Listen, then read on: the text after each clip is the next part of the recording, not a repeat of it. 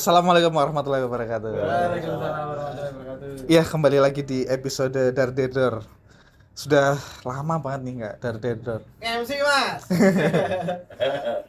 Ya, sebenarnya Dardedor lama-lama Dardedor itu bukan ke lucu yang gimana-gimana ya. Lebih ke Dardedor itu lebih ke ngagetin gitu loh. Weh, hai, ayam. Karena tiba-tiba, ayo Dardedor gitu. Saya ini kan komedian yang baru sekitar 7 tahun gitu ya di dunia entertainment ini. Saya harus belajar untuk freestyle gitu loh. Jadi tema tahu sekarang tuh sekarang harus dibawain juga gitu loh. Tapi kebetulan saya punya materi yang saya simpen. Materi yang saya simpen khusus untuk special show tahun baru nanti.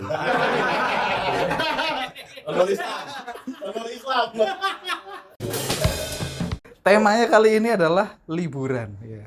Ngomong-ngomong liburan ini silau nih. Lama di mata saya silau banget nih, mengganggu. Jadi ngomong-ngomong liburan sebenarnya ini tema yang dark joke. Kenapa dark joke? Karena nggak semua orang bisa liburan. Bahkan ada orang yang mencari uangnya itu hanya bisa untuk beli makan hari ini gitu loh. Apalagi buat mikir liburan. Ini sebenarnya dark jokes dan apapun jokes yang dibawakan malam ini itu akan menyinggung banyak orang gitu. Liburan ini semakin ke sini, semakin ke tahun kebelakangan ini itu sudah dimodifikasi oleh kaum-kaum Gen Z ataupun milenial akhir lah ya, 98 ke atas gitu ya. Liburan-liburan itu udah memiliki image jelek. Contohnya nih, ada istilah staycation. Staycation nih. Ngomong apa tak? Staycation. Wah, staycation ini ibaratnya padahal kegiatan yang biasa gitu ya. Orang cuma berdiam diri di hotel, mungkin paginya berenang, mungkin siangnya nonton TV, gitu. Malamnya mungkin deep talk gitu ya. Nah, tapi staycation ini mempunyai citra buruk gara-gara sebenarnya ini adalah diganti untuk kata-kata check in gitu. Jadi kalau misalnya lagi deket sama cewek mau ngajak check in gitu kan gak enak. Check in yuk, masa kayak gitu kan nggak enak. Jadi diganti dengan kata-kata staycation gitu. Jadi sebenarnya udahlah banyak yang berubah. Ini ya dinamika liburan ini. Kemudian banyak juga kayak artis-artis gitu-gitu, terus muda-mudi yang staycation. Terutama pasangan-pasangan muda ya, yang masih pacaran gitu. Kalau pertanyaan saya nih, sebagai orang yang timur gitu ya, yang menjunjung tinggi unggah-ungguh Jawa. Mergo kula wong Jawa. Kalau staycation itu orang-orang itu tidurnya sendiri-sendiri apa bareng-bareng ya kira-kira? Kalau sendiri-sendiri kayaknya budgetnya nggak cukup karena mereka masih Gen Z.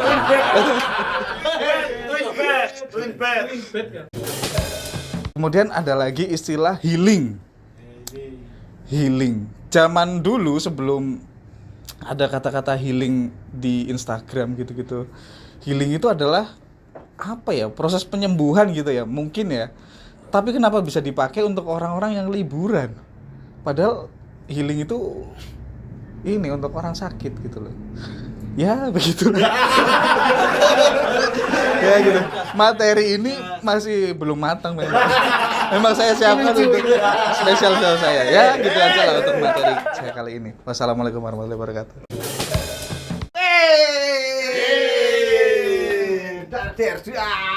Ngakak nganti tangga. Ya. Aduh, setelah sekian lama tidak dardedor, kali ini kita dardedor dengan sangat tidak punya materi. Temanya kali ini adalah liburan. Oke, teman-teman, tadi sudah disampaikan sama Albob, liburan hanya untuk orang-orang yang mampu. Yang nggak mampu ya nggak libur, tanggalnya hitam terus.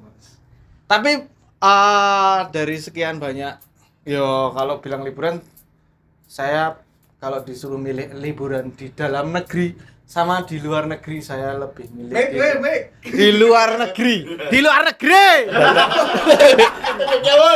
Ini udah kenceng banget loh ini. Mic-nya yang ini mah yang ini.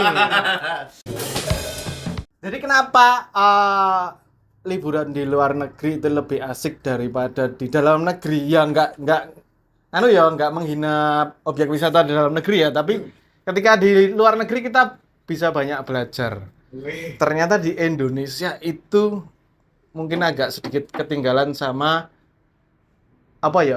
teknologi yang ada di luar negeri. Itu di situ gara-gara liburan itu saya bisa belajar. Ternyata contoh paling simpel mungkin teman-teman di sini masih ingat, nggak masih ingat lah. Setiap hari selalu mengkonsumsi air ya kan.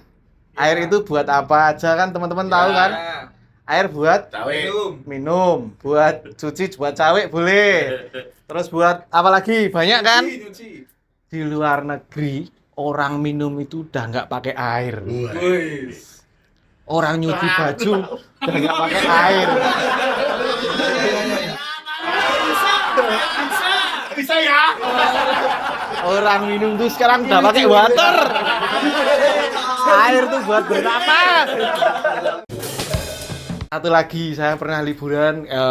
Mungkin teman-teman di sini belum tahu, tapi saya ceritain aja kemarin pengalaman liburan saya piknik sama Dik Lisa Blackpink. Bebas. Ini Dik Lisa Blackpink waktu kita, ini ada fotonya, bisa di zoom. Di mana itu? Ini waktu kita liburan di Tambak Boyo. Enggak, di Thailand. Waktu kita liburan di Thailand, jalan-jalan. Nah, ngomong-ngomong teknologi lagi, ternyata Thailand sekarang sudah meninggalkan Indonesia jauh di bidang teknologi pangan. Kok bisa? Kalau biasanya kita makan beras itu harus nunggu petani yang repot-repot bajak sawah di mana-mana. Thailand lebih cepat karena Thailand punya teknologi namanya sawah dikap. Jadi kecil-kecil gini langsung. Bukan Thailand. Tapi selama liburan di Asia Tenggara ini saya paling benci itu liburan. Ada satu negara yang saya paling benci dan kayaknya saya kapok untuk liburan ke sana. Apa tuh? Itu di Vietnam. Karena Vietnam lebih kejam daripada pembunuhan. Terima kasih. Jadi kita ngomongin piknik. Nah, saya mengamati kalau yang namanya Gen Z piknik itu bukan fokus ke tujuan pikniknya, ke kota mana. Misalnya kita ke kota mana itu kita pasti akan, ini kotanya apa ya, sejarah segala macam. Nah, kalau Gen Z itu enggak.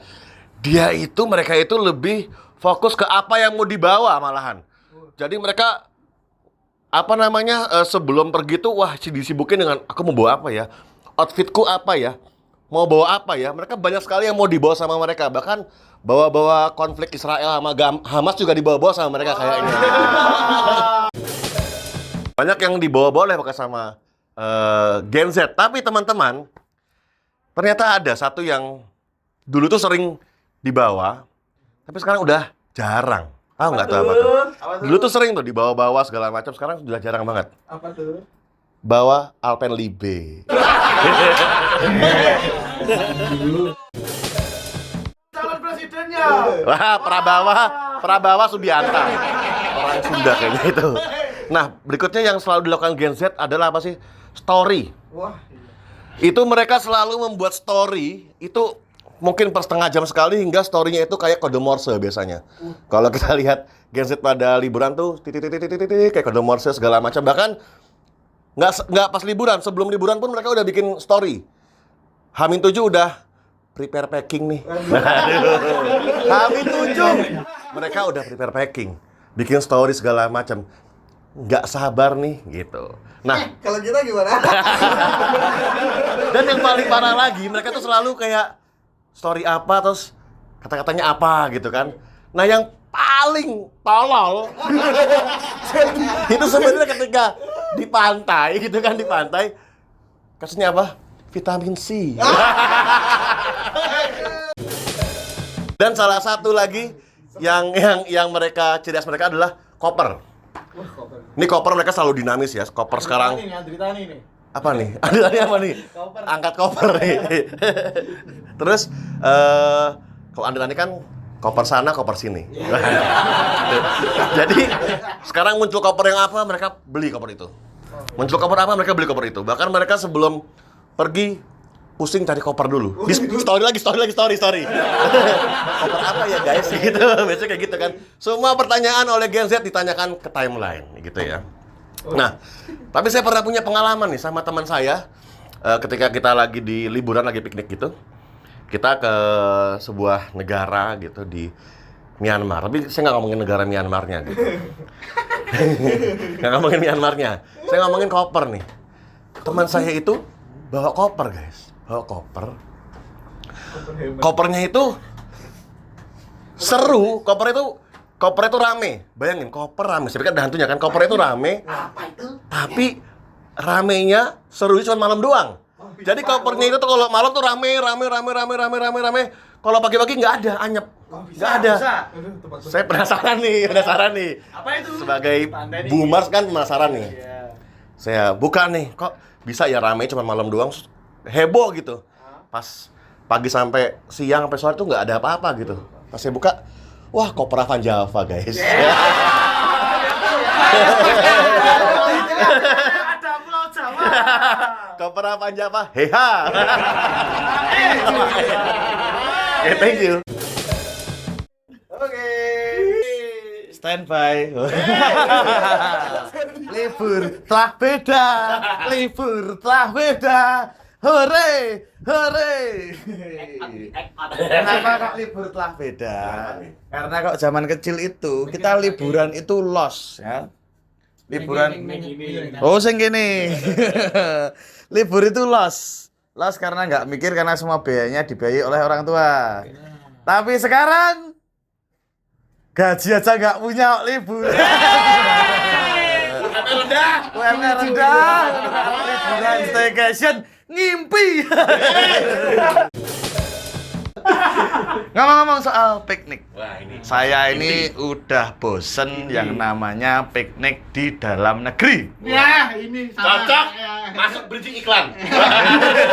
sama kayak materi saya. Makanya besok mau diajak jalan-jalan ke Singapura bareng geser dikit. Kenapa kok saya bosen sama piknik yang ada di dalam negeri? Kenapa tuh? Karena saya trauma. Wah. Irama. Wah, trauma irama.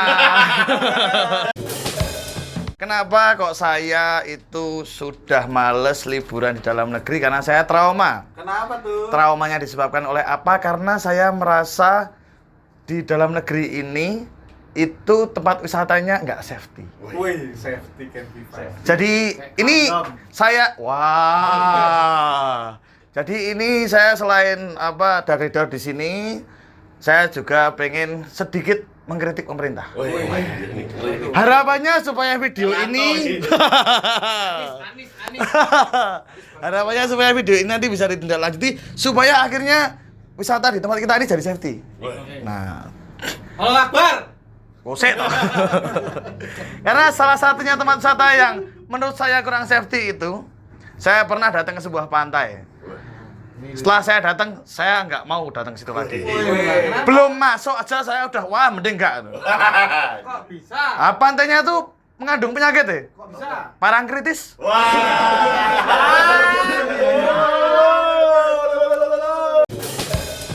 Terus lagi, di Jogja tuh ada tempat yang sebenarnya katanya syahdu, tapi nyatanya juga tidak safety. Wah, ini dia. Alon-alon mesti. Wah, tanggung nggak dewi.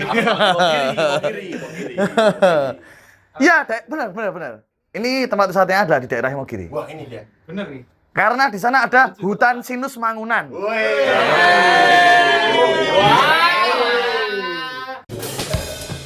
Untuk karena itu saya lagi semangatnya ini untuk liburan ke luar negeri. Oke. Vietnam. Lebih kejam daripada pembunuhan. Wes. Nah, saya besok mau pergi diajak ke Singapura. Oke. Toh? Masuk iklan nih. Tapi Tapi ini. saya ini sebenarnya agak ngeredek. Gro dan Gi. Dibaca? Gigro. Ah. Kenapa kok saya grogi? Karena pernah diulas bahwa di Singapura ini itu adalah negara yang sangat menghormati kebersihan. Betul ya? Betul ya? Kebersihan ya? Nah, tahu nggak yang bikin saya grogi? Apa tuh? Apakah muka saya cukup bersih? Muka saya apa? Apakah muka saya cukup bersih?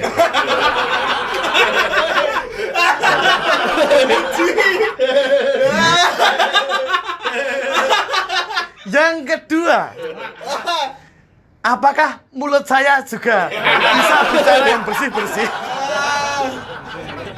Yang ketiga, apakah pikiran saya cukup bersih? Masa aku lunga di Singapura tapi cangkem rai karo utekku diguang gitu ya?